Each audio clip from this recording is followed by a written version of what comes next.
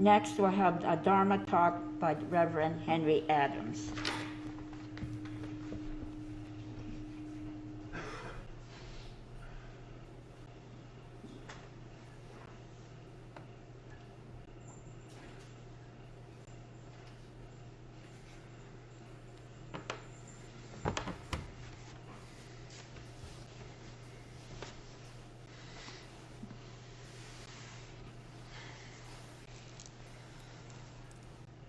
Namam Davuts, Namam Davuts, Namam Davuts, Namam Davuts, Namam Davuts, Namam Davuts, Namam Davuts.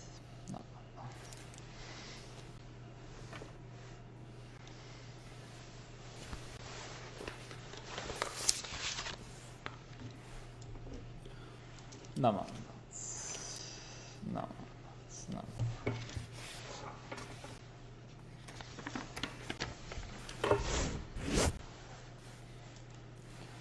Please join me in Gasho. Gasho onegaishimasu. Shakyamuni and Amida are our father and our mother, full of love and compassion for us, guiding us through various skillful means. They bring us to awaken the supreme Shinjin. Namam Davuts, Namam Davuts, Namam Davuts, Namam Davuts, Namam Davuts. Good morning, everyone.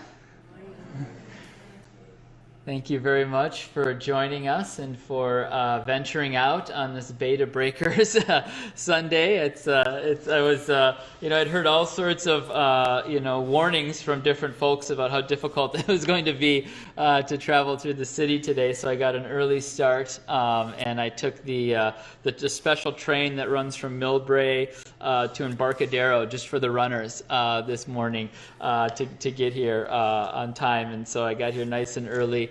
And I'm really glad that all of you were able to make it here so we could be together to hear the teachings of the Buddha this morning. The month of May is a month for us when we find ourselves reflecting a lot on the relationship between children and parents, as expressed in these words of Shinran Shonin that I read at the start of my talk.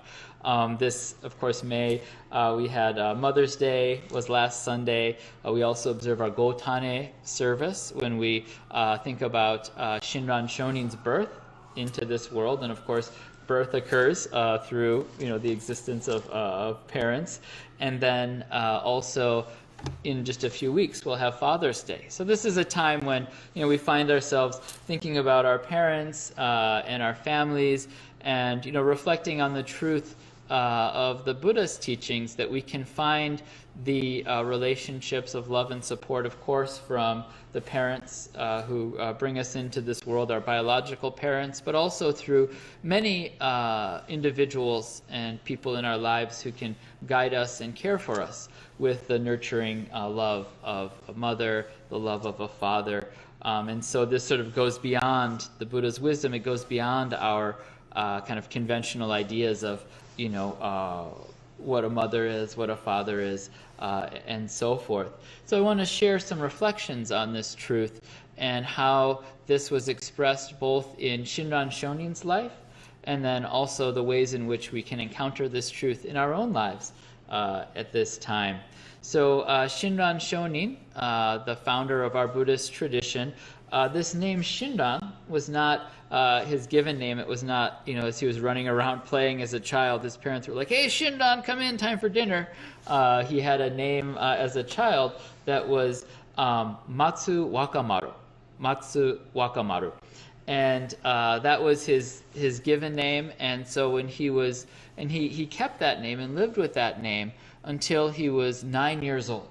So as a 9-year-old child, his life changed dramatically, because it was at that time that he ceased to live with his family, with his parents, and he entered into the Buddhist life. He did what is called leaving home and entered into the life of a Buddhist monk, a Buddhist priest. And so why is it that at such a young age he entered into this life dedicated to Buddhist practice? At the time that Shinran Shonin lived, like in our own time, there was a lot of conflict and uncertainty in the world, and there was a great battle taking place between two clans, the Minamoto and the Taira. These two powerful clans were battling for control of Japan, and they were, they would devastate whole cities, whole villages, vast swaths of farmland would be burned down through the wars and the battles they're fighting.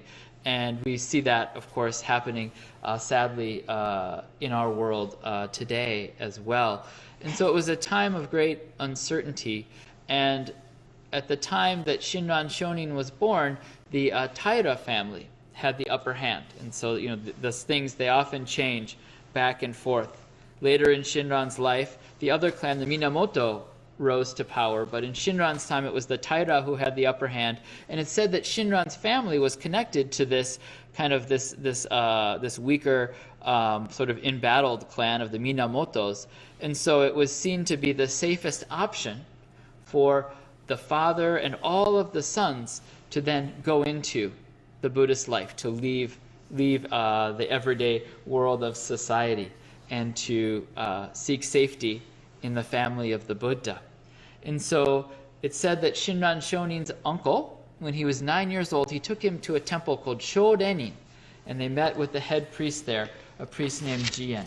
And it said it was a great journey from their home in the Hino area of Kyoto to Shodenin, which at the time was on Mount Hiei. And when they arrived, it was already getting dark. And so they arrived and they greeted the head priest Jien, and they said, the uncle said, I'd like for my nephew, he would like to join your temple and to be a priest, and this is our family's wish for him. And Jien, you can imagine, he's like getting ready to close up the temple for the day. These two people show up, this man shows up with his nephew, the end of the day, this 9-year-old child, and says, will you take this child as a disciple? This is a major responsibility for Jien, because once Shinran leaves his family, then Jien is taking responsibility as his guardian. It's like if somebody showed up at your house, just as you're about ready to get ready for bed, and says, oh, will you adopt this child, please? Right? That's the level of responsibility that Jien was being asked to take on. And so Jien says, let's sleep on it. Come back tomorrow and we can discuss this further. And it's said that as they're talking and having this conversation, Shinran Shonin then goes to the side and he takes a piece of paper, and on the spot he composes a poem that expresses his feeling. This was a common practice in those days. Even in Shinran growing up in this family of letters, he knew that, okay, this is a way we express our feelings. We write a poem. And so he wrote this poem, and I'd like to share it with you today. I'll read it first in English translation and then the Japanese original as well. Shinran writes, for him who counts on tomorrow like the fragile cherry blossom, tonight unexpected winds may blow. For him who counts on tomorrow like the fragile cherry blossom, tonight unexpected winds may blow. 明日ありと思う心のあだ桜、弱に嵐が不可のものかわと何万です。So Jien, when he heard this poem, he was struck by the import of the moment and how much this child understood about life and where his life was right then. He had the clarity of mind to see that I live in this world of impermanence. Now I'm being separated from my parents, just 9 years old. I'm going into this new life. But he had the wisdom to see that impermanence, this is the nature of this world. We see this in the cherry blossom trees, which blossom. Last month we had our cherry blossom festival here. Those blossoms are gone now, right? So these things change in an instant, moment to moment in our lives. And Jien, hearing this, then he recognizes this child is seeking a place of refuge. He's no longer able to stay with his family, and he's seeking refuge here in the Dharma. He's finding his new family here in the family of the Sangha, those who follow the teachings of the Buddha. We sometimes say the Buddha's children, all of us Buddha's children who receive the kindness and compassion of the Buddha. As Shinran says, Shakyamuni and Amida, our mother and our father, whose teachings are the guide down through generations. And so Jian then realizes that this child is ready. This child needs to come into this Sangha. This is the place where this now will be his home. And so Jian welcomes young Matsu Wakamaru into the Sangha, and he becomes a priest. And then he comes on, he becomes a priest, and he joins this Buddhist community. And he takes a new name, Hannen. Hannen. Now, I won't go through all of Shinran's names because there are many, but we know him now for us as Shinran. And Shinran, in this family of the Sangha, he found what I think we all find in our relationship with those who play that role of mother and father in our lives, whether it's our biological parents, another relative, a coach, a coworker, a mentor, someone in some capacity of our life who shares with us wisdom and compassion. So wisdom, in the Buddhist sense, is the light that shows us who we truly are. If you think about those people in your life, they help you to see yourself, and often to see the errors of your ways. Times when you're being selfish, when you're being, in Japanese we say wagamama, thinking about only your own priorities, your own values, your own way of looking at the world, and to show you that's not correct. Right? I think you could perhaps call to mind someone who shared that wise lesson with you. So sometimes, we're feeling really kind of full of ourselves, and we need to be shown the truth that our way of behaving is causing harm for others. Other times we're sad and feeling disappointed, discouraged, and we need someone to sort of hold us up, to bring us a sense of comfort and confidence, knowing that we are embraced by wisdom, but we are cared for in compassion. Times when we're feeling down, that loving parent also can be there with us. Maybe they can't completely solve the problem, but they can help us to see the path forward. And that's the life of compassion. Shinran Shonin encountered that in the Sangha, and we see that come through in his teachings, his reverence for Amida Buddha. So we see this in the life of Shinran Shonin, but we also see this in our own lives. For me, the first time that I lived separated from my parents was when I was in high school. I was a youth exchange student, and I spent 1 year in India, living in the South Indian city of Chennai. I never really lived away from home except for a few days at a summer camp or something like that up to that point. But my parents supported me and encouraged me to go out on this adventure. And not really knowing what I was getting into, I went off to live in India for a year. And I stayed with host families who then took on that role for a complete stranger, took on that role of mother and father. And as I look back on those experiences now, I see that they shared much wisdom and compassion with me.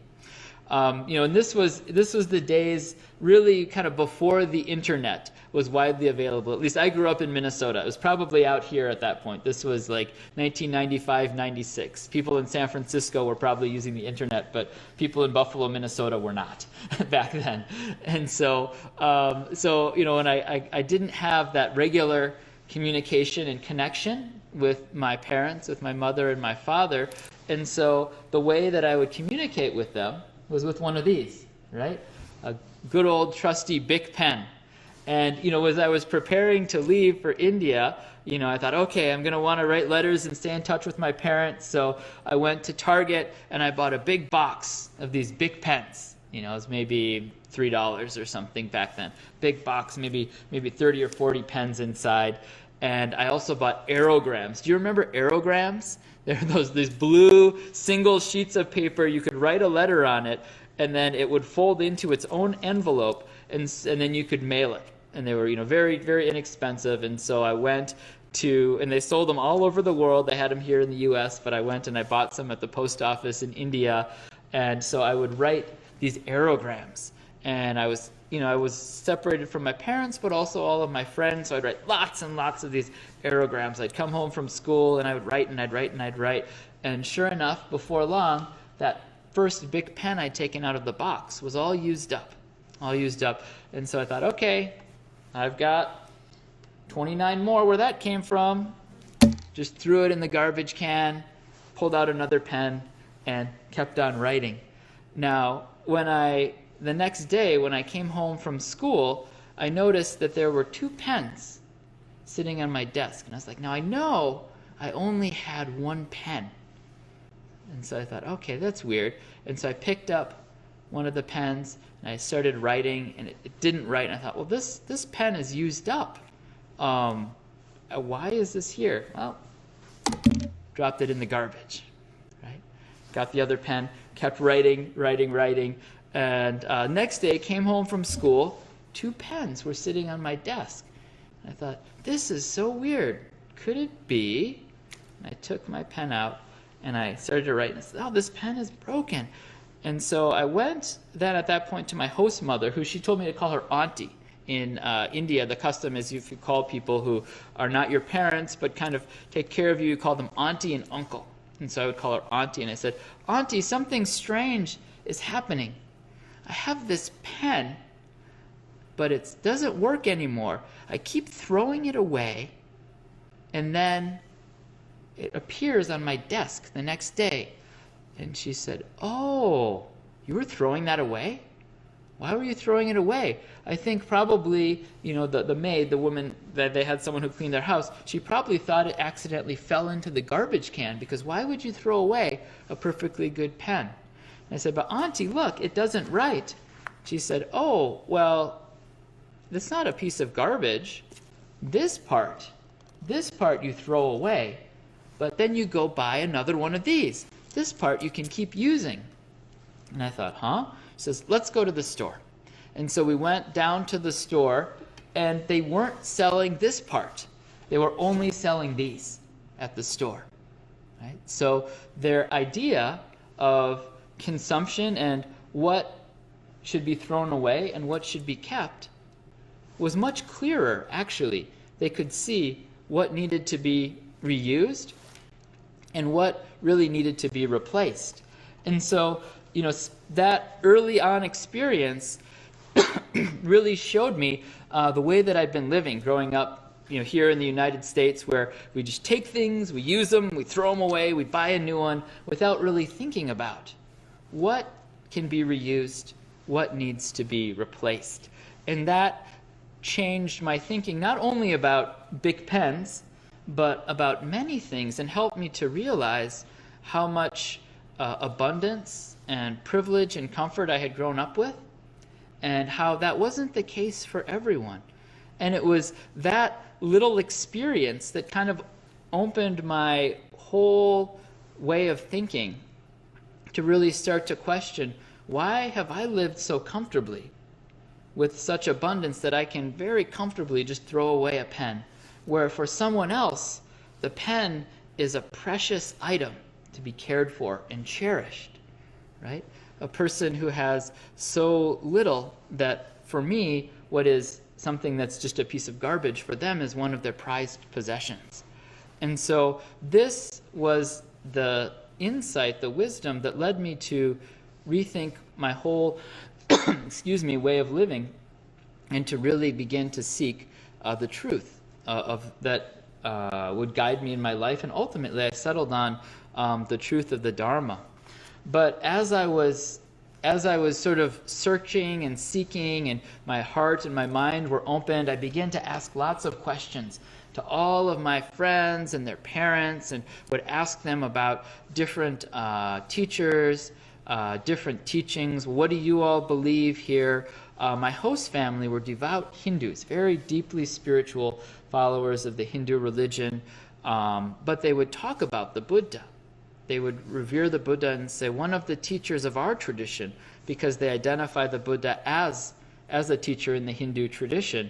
Say is the Buddha. They would share these words of the Buddha with me, and I was sort of seeking all sort of things. And every, maybe once a week, I would get on the phone, and for 80 cents a minute, I would go to a phone booth and call my parents, because you could only make calls from certain international phone booths. And I'd give them a call, and I'd tell them, very excited, oh boy, I'm learning all of these different new perspectives and religion and spirituality and Hinduism and the Buddha, and so wonderful. And my parents were overwhelmed.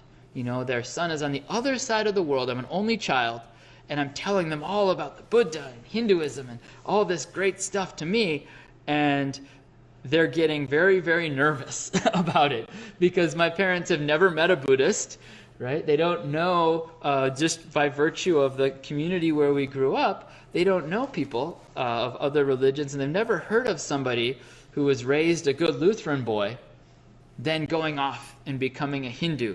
And I could tell, talking to my mother, that she was concerned, because this Christian faith is very important in our family, and she could sense that I was kind of drifting away from that, and she was getting very worried about it. And I could tell her concern. I'm calling her up, I'm excited, I'm enthusiastic, and she's kind of sort of lukewarm about it. My dad too. And so, here I'm all excited, and I'm being met with this kind of little bit of a cool reception. And so when I came home, I remember, I burst out of this phone booth. It's a hot, muggy day in South India. I walk home, and, it's just on my mind, like, my parents, are they okay with this? How are they feeling? And just worrying and missing them and feeling concerned about, will they accept all this growth that I'm experiencing here in India? And I remember going home, and my host father is very much straight to the point. We're sitting there at dinner, and he says, "Henry, I can tell something's bothering you. Tell me what it is." And I was like, well, Uncle, I just talked to my parents this afternoon, and, I can tell they're a little bit worried about me. And he says, "Are they worried that you're going to catch the plague? Because there has been an outbreak of bubonic plague here." And I says, no, they know that I'm healthy. He's like, have they seen images of all the people malnourished here in India? Do they think you're not getting enough to eat? And I says, "No, Uncle, no. They know that we live, that you're taking very good care of me. I'm very comfortable and well nourished." He's like, "Well, if you're not sick and you're not hungry, what could be the problem?" He says, "Well, my mom is worried that I'm going to become a Hindu." And my host father burst out laughing. And I thought, hey, I kind of like the idea of becoming a Hindu. What's so funny? And he says, "Henry, you can't become a Hindu." He says, "What do you mean I can't become a Hindu?" He says, "Henry, you already are a Hindu. Anyone who seeks the truth is a Hindu." And I thought, wow, it's not about what I call myself. Am I a Christian? Am I a Buddhist? Am I Hindu? It's about seeking what is true for me. And in that moment, he showed me with great compassion that, I don't need to go from one thing to something else and find some label to apply to myself, but I'm on the right path. Just continue to seek what is true. And that brought me great comfort. And I realized that, I can just be, myself and be open to these experiences I'm taking. And when I go home, my parents will be able to accept that. He said, your parents love you. They care for you. So they don't need to worry about you. And when you go back, don't worry. They will accept you and welcome you home. And that was really true in my experience. And I was able to go home and return to be with them, living in Minnesota. But also along that journey, I met many people who shared that wisdom and kindness of the parent with me. And it expanded my idea of who can provide that wisdom and compassion in my life. And Shinran Shonin, he took great comfort in the presence of Shakyamuni Buddha, the wise teacher who came into this world of ours, who lived in India, and taught the path to liberation from suffering. And Shakyamuni, among his teachings, he shared with us the message of Amida Buddha, the Buddha of great compassion for all beings.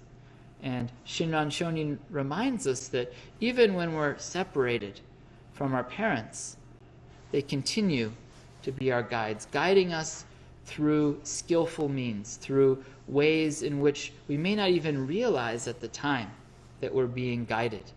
And the Nembutsu is at work in our lives in that way. When we say these words, Namo Amida Butsu, we receive the Buddha's wisdom and compassion guiding us in ways we may not understand at the moment, but then as we move through life, if we just maintain this openness to our experience, to recognizing and gratefully receiving the kindness and support that are offered to us, then we find that as time goes on, we are able to settle into this great peace of mind that we feel when we are at home with our true parents, those who bring us that comfort, whether it's our biological parents or some other person in our life with whom they show us the error of our ways, but also comfort us in our times of difficulty.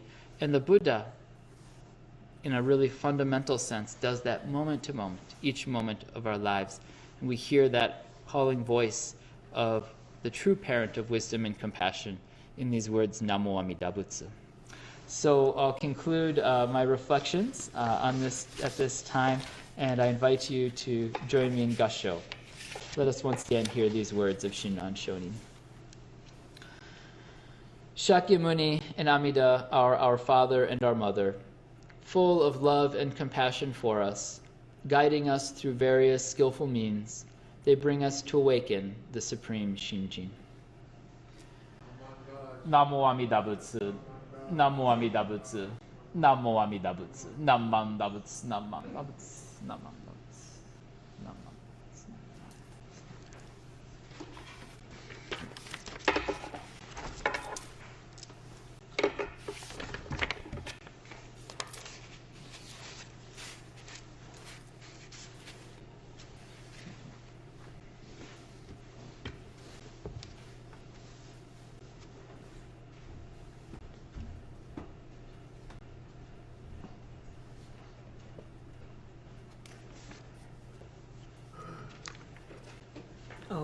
Thank you, Reverend Adams, for your informative Dharma message.